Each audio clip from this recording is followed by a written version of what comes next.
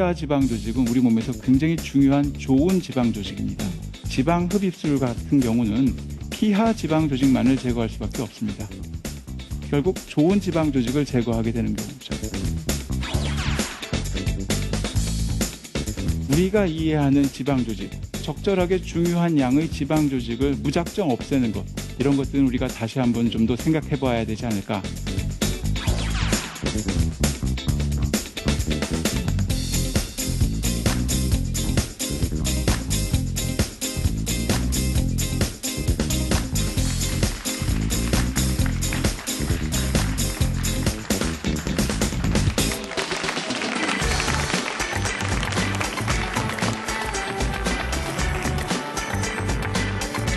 사람과 과학이 만나는 강연 프로그램 사과나무의 저는 유시연입니다. 여름이 되면 여성분들이 항상 벌이는 전쟁이 한 가지씩 있죠. 바로 살과의 전쟁입니다.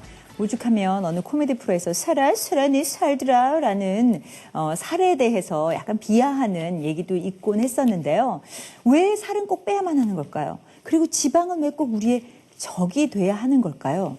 근데 알고 보면 그렇지 않다라는 얘기를 오늘 나오신 강연자분께서 여러분들께 해주실 겁니다.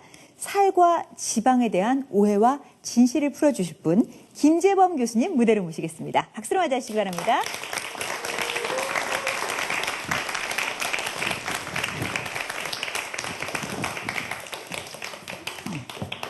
네, 안녕하세요. 네, 안녕하십니까. 네. 요즘 어느 광고를 보면은요. 네. 이렇게 지방 덩어리라는 것들이 이렇게 인형처럼 붙어가지고 네. 떨어내고 싶은 그런 광고가 있거든요. 그런데 이게 꼭 진실만은 아니라면서요? 예, 제 생각에도 뭐 거기에 대한 많은 이해, 그다음에 저희들의 편견이 있는 것 같은데 거기에 대해서 좀 오늘 얘기를 나눠보고 싶습니다. 네. 그러면 부탁드리겠습니다. 여러분 박수 부탁드립니다.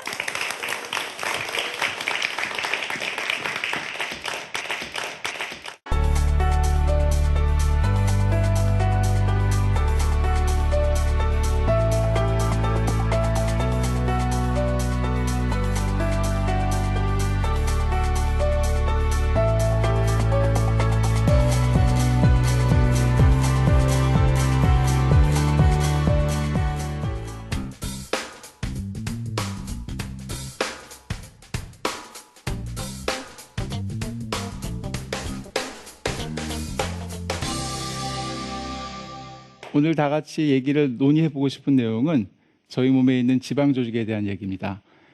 지방 조직은 우리 몸에서 가장 중요한 에너지 저장고 역할을 합니다. 그럼에도 불구하고 근래 들어서 많은 사람들이 비만이라는 이유 때문에 그리고 지방 조직이 늘어났다는 이유 때문에 그 지방 조직을 없애버리고 싶어 합니다.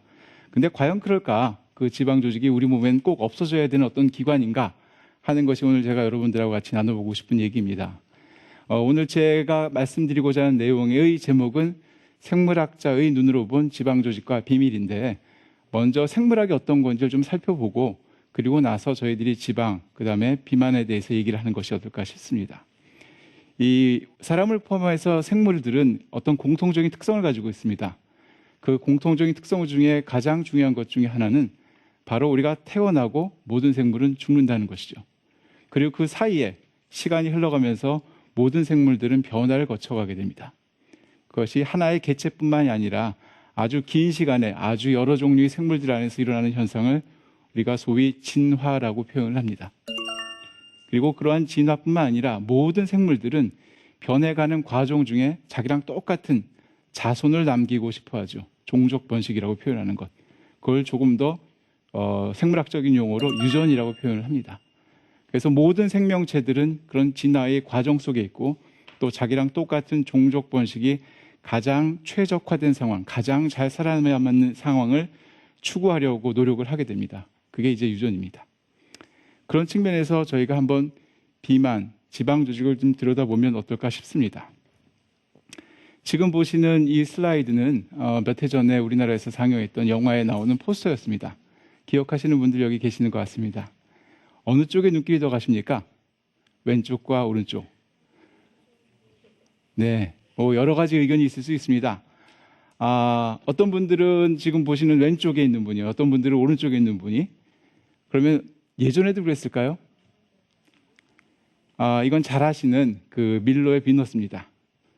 근데 훨씬 오래전에 우리 인류가 아주 오래전에 이런 형의 비너스를 갖고 있었다고 합니다. 이 비너스는 오스트리아의 윌렌도르프에서 발견된 비너스인데 지금으로부터 약 2만 년 전에 만들어진 비너스라고 합니다. 왜 이게 그 당시에는 2만 년 전에는 비너스로 인식이 되었을까요?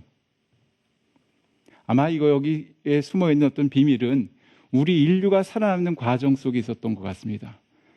즉 석기시대를 살았던 인류, 우리의 현생 인류의 조상들은 기근에서 살아남아야 되고 추위를 견뎌내야 되고 또 다른 야생동물로부터 자기를 보호해내는 방법을 찾아냈어야만 합니다. 그런 과정에서 자기와 똑같은 그리고 자기보다 심지어 나은 자손을 남겨가는 그런 유전 과정을 하는 과정에 아마도 지방 조직이 매우 중요하지 않았을까 싶습니다. 즉, 한 끼 먹어서 하루를 버티는 것이 아니라 음식물이 충분히 많을 때 그것을 자기 몸에 저장하고 그 후세에 번식이 가능한 어떤 개체, 그것이 아마 저희들의 조상 아니었을까 싶습니다. 그런 면에서 들여다본다면 지금의 우리가 겪고 있는 불과 몇십 년 사이에서 겪고 있는 과잉 에너지 공급 상태 그리고 운동 부족으로 인한 비만 다시 한번 좀 재고해봐야 되지 않을까 하는 것이 제가 오늘 말씀드리고자 하는 내용의 요지입니다. 지금 보시는 이 장면은 저희가 실험실에서 이 지방세포를 분할시킨 다음에 지방세포가 담당하고 있는 역할을 이제 사진으로 찍은 것입니다. 여기서 보시는 빨간색들이 바로 우리 몸에서 에너지원으로 사용되는 지방대사물입니다. 그래서 지방세포는 우리 몸에서 매우 중요한 에너지 저장고 역할을 한다고 제가 앞서도 말씀을 드렸는데 마치 일종의 은행과 같다고 생각을 하시면 됩니다. 즉 잉여 에너지가 있을 때 은행에 저희가 집에 가서 돈이 좀 남으면 적금을 해놓는 것도 똑같이 우리 몸의 지방세포들은 그런 잉여 에너지원들을 차곡차곡 쌓아두고 있습니다. 하지만 이런 지방세포가 외부의 환경의 변화나 자기 스스로 에너지가 필요하다고 인식이 되면 그걸 잘게 쪼개서 분해를 합니다. 마치 5만 원짜리, 1만 원짜리, 5천 원짜리를 동전으로 바꿔서 음료수도 사 먹을 수 있고 과자도 사 먹을 수 있는 거랑 똑같은 과정으로 잉여 에너지를 잘게 쪼개서 에너지를 다른 조직에 분해해서 나누어주는 역할을 하는 것이 지방세포의 고유의 기능입니다. 여기에 대해서는 많은 분들이 이미 알고 있었고 저희들도 오랜 세월 동안 인식을 해왔죠. 그러나 지방조직, 소위 지방세포가 단순히 과연 이런 그 에너지 저장고 역할을 할 거냐 그리고 은행 역할만을 하는 것이냐 라는 데 대해서는 또 다른 의견들이 존재하고 있음을 최근 들어서 이해하기 시작했습니다. 그래서 오늘 조금 더 지금부터 말씀드리고자 하는 내용은 그런 지방조직이 갖고 있는 비밀에 대해서 몇 가지 최근 연구 결과들을 바탕으로 말씀을 드리고자 하겠습니다. 지금 보시는 이 그림은 지방조직을 전자현미경으로 찍어서 크게 이제 확대해 놓은 사진입니다. 근데 그 맨 앞에 풍선이 있습니다. 제가 이제 지방조직, 그 다음에 지방세포를 설명하면서 자주 사용하는 것이 바로 이 풍선인데 이 지방조직의 약 30%에서 50%가 지방세포로 구성이 되어 있고 나머지 70% 또는 50% 이상의 세포들은 섬유화세포라든지 면역세포라든지 지방전구세포라든지 다양한 각종 다른 세포로 구성되어 있다는 것을 최근 들어서 저희들이 이해하기 시작을 했습니다. 그러나 한 가지 굉장히 놀라운 사실은 사람의 기준으로 이 지방세포가 가지고 있는 수명이 최근에 밝혀졌습니다. 한 몇 년 정도 우리 몸에서 지방세포가 살까요? 네, 아주 정확하게 얘기했습니다. 불과 몇 년 전에 밝혀진 사실인데 사람이 가지고 있는 지방세포의 수명은 9.8년이랍니다. 그죠? 그런데 또 한 가지 또 놀라운 사실은 우리 몸에 있는 지방세포가 성인이 된 다음에, 성체가 된 다음에 그 수가 거의 변하지 않는다는 사실입니다. 즉 사춘기를 거쳐서 10대 후반, 20대 초반이 되면서 우리 몸에 얻게 된 지방세포의 수가 거의 평생을 그대로 유지해서 간다는 사실이죠. 그래서 평균적으로 사람의 경우 약 200억 개에서 1000억 개 정도의 지방세포가 있기 때문에 정상인 사람과 비만인 사람의 경우는 지방세포의 수적인 차이는 5배 이상까지도 날 수가 있습니다. 또한 앞서서 말씀드린 것처럼 이 고무풍선에 얼마나 바람이 많이 들어갔느냐에 따라서 지방세포의 크기가 달라지는 것과 유사하게 고무풍선이 커지고 작아지고 하는 것과 똑같은 것을 지방세포에서도 관찰할 수가 있습니다.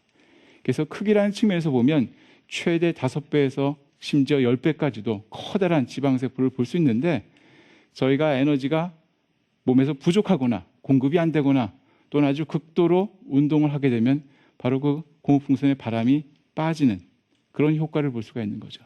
그럼에도 불구하고 지방세포가 잘 죽질 않습니다. 한숨 소리가 나오는데요. 또 한 가지 재미있는 사실은 앞서도 말씀드린 것처럼 우리 몸에 그대로 유지되고 있는 지방세포의 수, 어른이 된 다음엔 거의 변하지 않는 지방세포의 그 안에 바로 비밀이 있습니다. 어른들의 경우 매년 한 10%의 지방세포가 죽어나가고 또 새로 만들어지기도 합니다.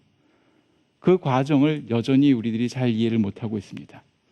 그 이유가 분명히 있을 것이고 거기에 대한 연구들이 아마 필요하지 않을까 싶습니다.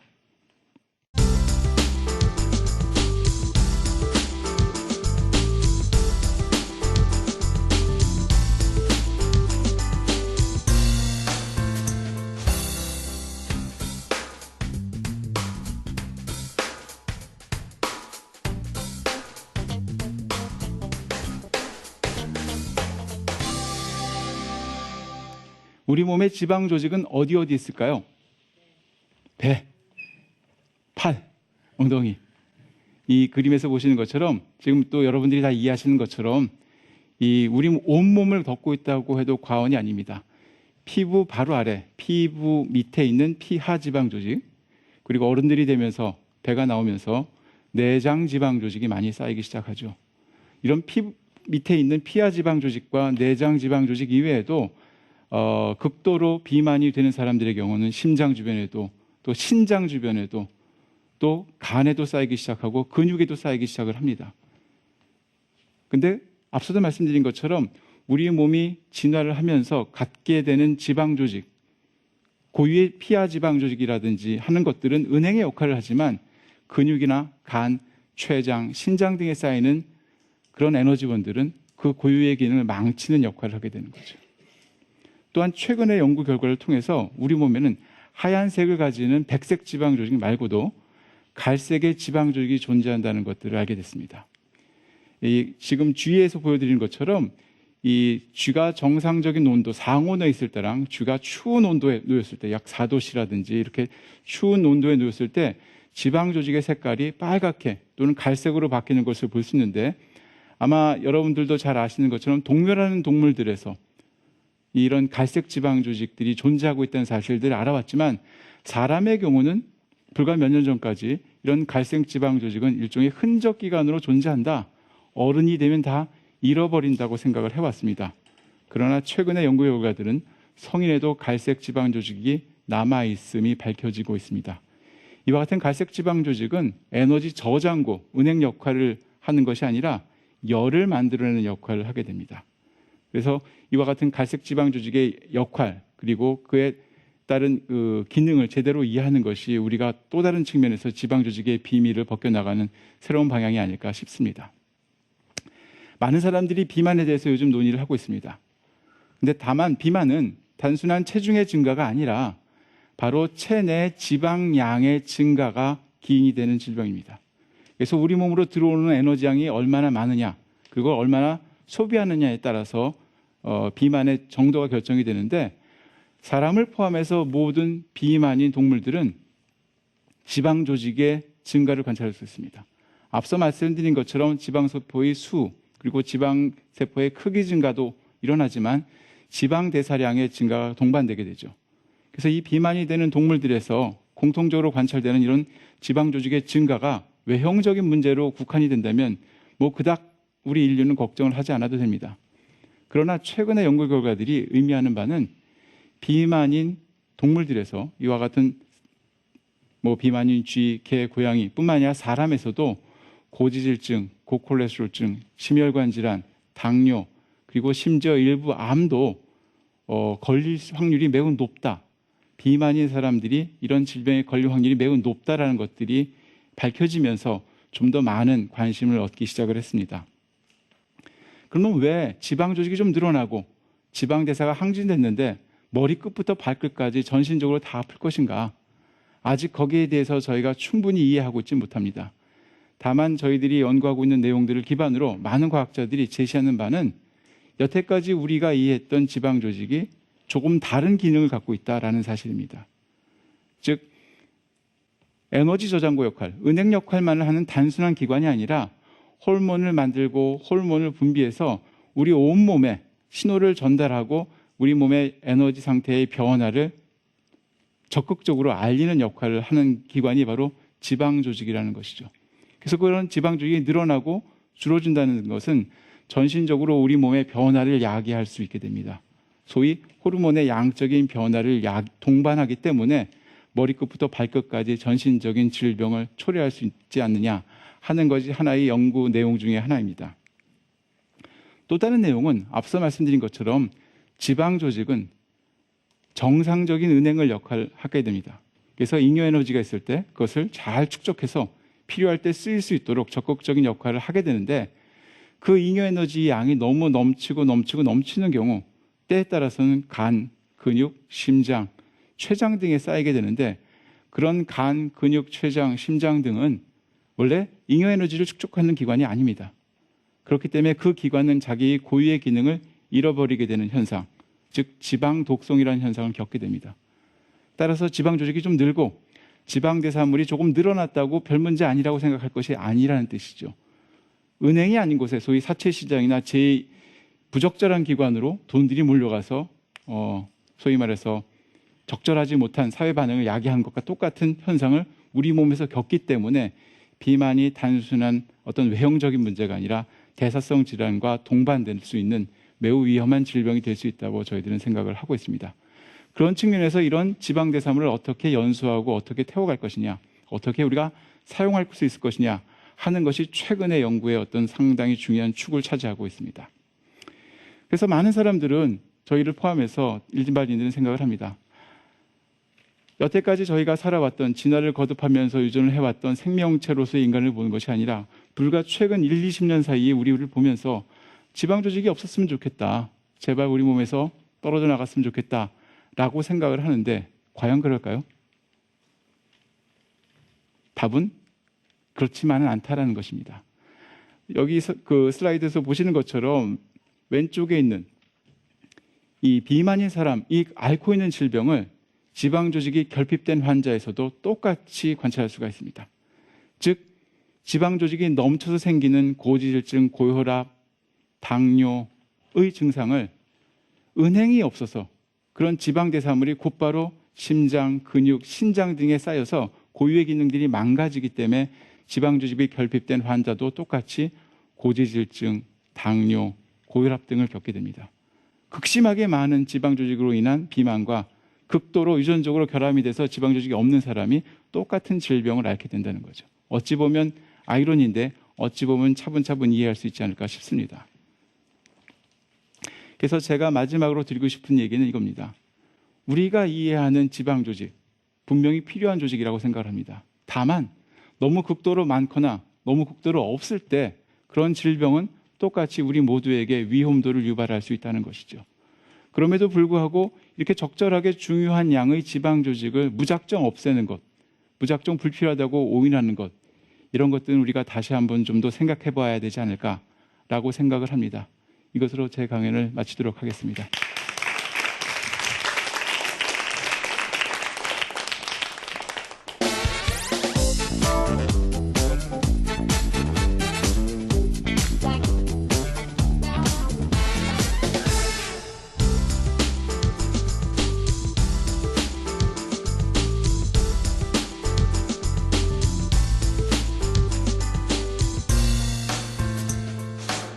네, 김재범 교수님 강연 함께했습니다. 전 지방에 백색 지방, 갈색 지방 이런 거 있는지 오늘 처음 들었어요. 네.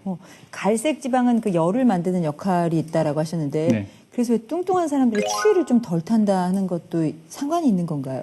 예, 그게 예전에는 그렇지 않다. 전혀 독립적인 사건이라고 생각을 했는데 최근 들어서 우리 몸에 있는 피하 지방 조직이 일종의 갈색 지방 조직의 흔적 기관과 역할을 한다고 생각을 합니다. 그렇군요. 그런 면에서 적절한 지방 조직을 유지하는 게 우리 몸이 체온을 잃지 않고 보온을 할 수 있고 또 추위로부터 견뎌내는 역할을 할 수 있는 것, 그렇게 이해를 하고 있습니다. 필요하네요, 지방이. 맞습니다. 네.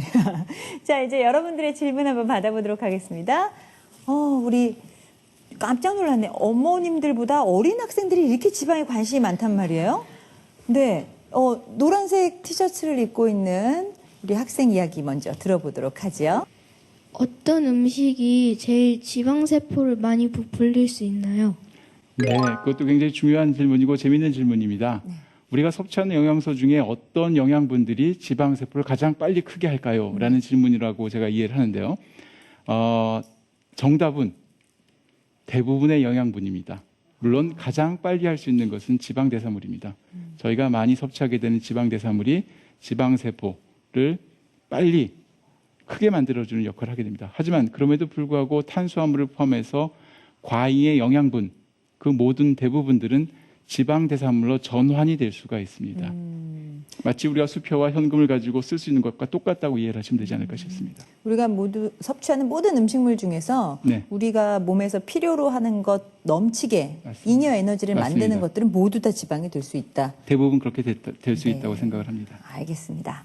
자, 이번에는 이쪽에 네. 오렌지색 티셔츠를 입은 음식물 섭취 말고도 어떤 이유로 비만이 될 수가 있나요? 네, 그것도 굉장히 중요한 질문입니다. 우리 몸에 들어오는 에너지 양, 음식물, 그리고 우리가 얼마나 쓰는가 하는 그 두 가지가 결국은 얼마만큼 우리 몸으로 저장하는가를 결정하는데 거기에는 굉장히 많은 다른 요인도 존재합니다. 그중에 가장 대표적인 게 환경적 요인, 소위 말하는 운동, 또 생활 습관을 포함한 것들이 되어 있고요. 또 아주 사람의 경우는 극소수이지만 유전적인 소양도 또한 존재합니다.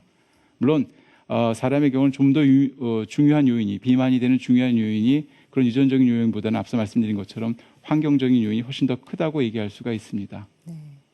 조금 먹더라도 텔레비전 앞에서만 앉아있고 움직이지 않으면 맞습니다. 비만이 될 수도 있다. 열심히 움직이고 운동하고 하는 것이 우리가 필요 이상으로 받아들인 에너지를 태우는 방법이 되기 때문에 운동은 굉장히 중요한 요인이라고 생각을 합니다. 네. 자, 우리 저 학생의 질문도 받아줘야 될 것 같아요. 약간 통통하네요, 얼굴이. 네. 무엇이 궁금할까요? 갈색 지방은 열을 만들어준다고 했는데 백색 지방은 아무 일도 하는 게 없나요? 아닙니다. 백색 지방이 우리들이 대부분 이해하고 있는 에너지 저장고 역할을 하는 지방 조직입니다. 그래서 걔네들이 은행 역할을 주로 담당을 하고 있고 그래서 그 은행에서 돈을 나눠주는 역할을 하는 것이 바로 백색 지방 조직입니다. 사람의 경우를 기준으로 생각을 한다면 그런 백색 지방 조직이 우리 몸의 대부분을 차지하고 있기 때문에 많은 사람들이 지방 조직 그러면 백색 지방 조직만을 생각해 왔는데 최근 들어서 갈색 지방 조직도 태아 그리고 어른에서 발견되고 있고요. 그런 갈색 지방 조직이 하는 게 에너지 저장고 역할보다는 가지고 있는 에너지를 열로 바꿔내는 거죠. 그래서 갈색 지방 조직도 일부 존재합니다. 야구 선수 중에 이렇게 공을 좀 묵직한 공을 던지는 투수나 네. 홈런을 치는 타자의 경우에는 마른 사람보다는 약간 체격이 있는 분들이 좀 많은 것 같더라고요. 네. 그런 분들이 힘이 센 것도 이 지방이 가지고 있는 에너지 저장과 영향이 있는 걸까요? 글쎄요, 그 부분은 좀 더 분석을 해봐야 될 것 같은데요. 오히려 그것보다는 그분들 몸 안에 감춰져 있는 근육의 양 아닐까 싶습니다. 아, 그분들은 지방이 아니라 근육이군요. 네, 알겠습니다. 저도 한 가지 여쭤볼게요.